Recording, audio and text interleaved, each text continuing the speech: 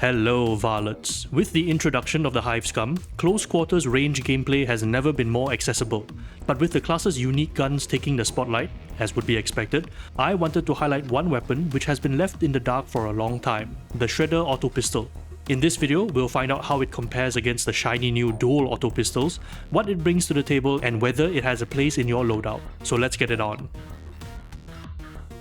The idea came about when I was working on the initial first impressions of the Hive Scum weaponry. The Dual Autopistol in particular promoted and even encouraged a high-octane, in-your-face playstyle.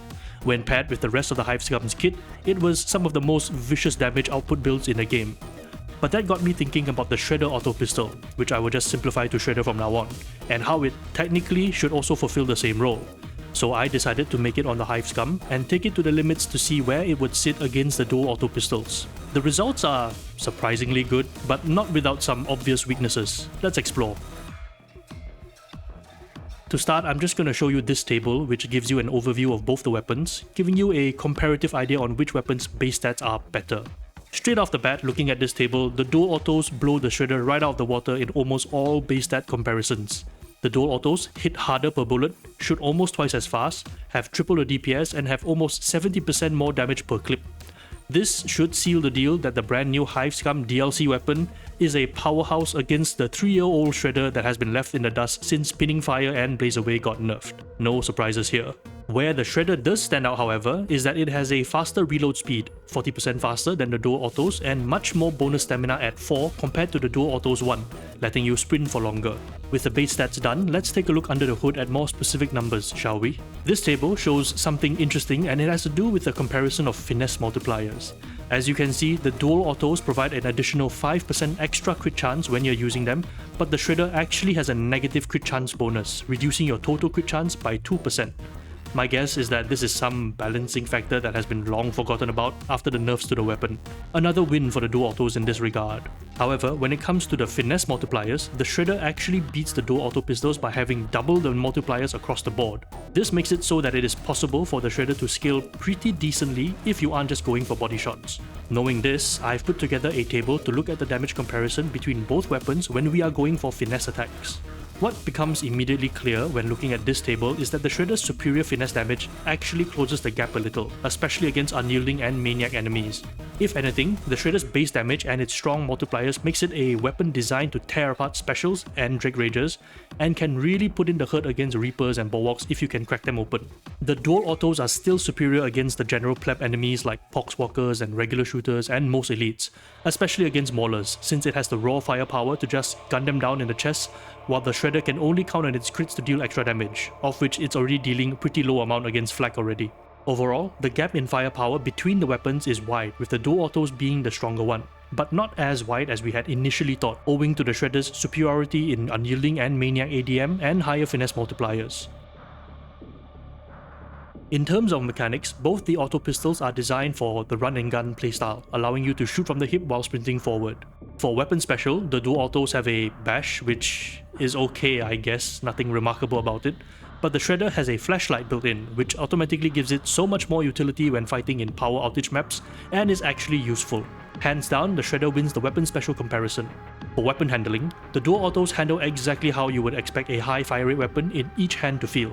They kick up a lot and require adjusting even while braced. This makes it pretty difficult at dealing with targets beyond 30 meters, but you can kind of overcome this by tap firing the weapon in small bursts to maintain some semblance of accuracy.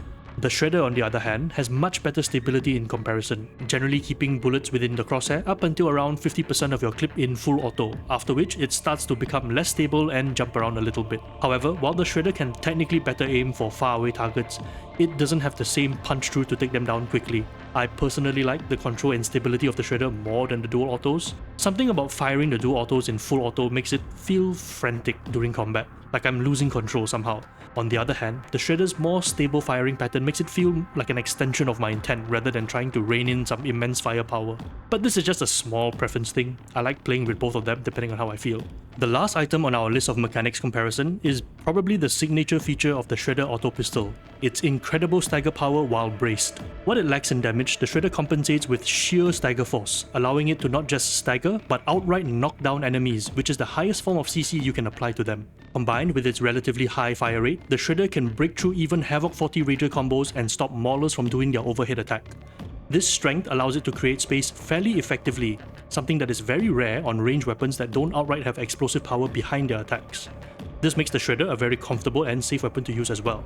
Even if you aren't on the front lines, the suppressing fire from the Shredder can help thin out incoming enemies, staggering and knocking them down and interrupting their attacks as they clash with your front line. The Dual Autos, on the other hand, have the opposite problem. They can barely provide any meaningful stagger at all. So while overwhelmed by incoming enemies, the Dual Autos have to rely on its raw firepower to take down enemies before they get too close. You won't be counting on these weapons to provide you with any defensive options or help your frontline with crowd control.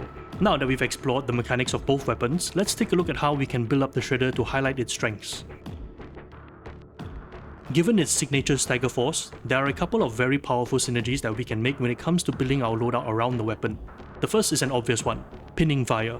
This blessing is pretty much a must on the Shredder because it's basically free damage given how strong your stagger power is. The extra 25% strength you get from this buff also goes a long way in helping you make up for the weapon's lack of damage. The other synergy is with the cheap shot talent node. I see quite a bit of people are confused about what this node actually does, so let's break it down on how this node actually functions. It reads as follows: plus 15% damage against enemies that are fully staggered. The keyword here is fully staggered. This is a very specific condition which, according to Cooley's guide, means that an enemy must be knocked down on the floor or disabled in some way, like being yanked forward by the crowbar special attack, or being stunned by the chainsword or four swords special attack, being electrocuted by shock mines, or being stunned by the stunstorm grenade. Seeing as the Shredder can in fact knock down enemies, this is a talent node that it is uniquely positioned to make use of and helps out with its damage output too.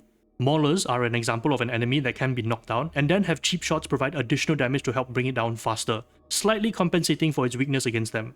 As for the rest of the build, it's a pretty standard Desperado build with a particular focus on getting as much damage as we can since the Shredder is starved of it and every little bit can help. If you want, you can technically remove Quick and Deadly right at the top and move it somewhere else like Ammo Jack for a little more sustained damage per clip, or Hive City Brawler for more damage resistance to keep your survivability up. In practice, this node is going to be most useful when you are dueling with monsters or are being closed in by melee enemies. For the Blitz, I just really love using Blackout Grenades with Pocket Toxin since it gives me an instant horde clear if things get too overwhelming. I also find that it pairs best with a very forward and aggressive playstyle, which a Desperado build is designed for, and gives you an out if you get a little too far into the weeds. For my stim, I just have one build for max cooldown via the Clay upgrade. My stim's sole focus is to get my Desperado back, so I don't have it built too much for additional buffs other than a bit of attack speed. However, you are free to do as you please in this regard. Alright, with that, we've come to the end of this small video. I just wanted to highlight a weapon which I thought was fun and offered somewhat of an alternative to the Dual Autopistols if you want to try playing with something else. Thank you all for watching, and I will see you in the next one. Varlets.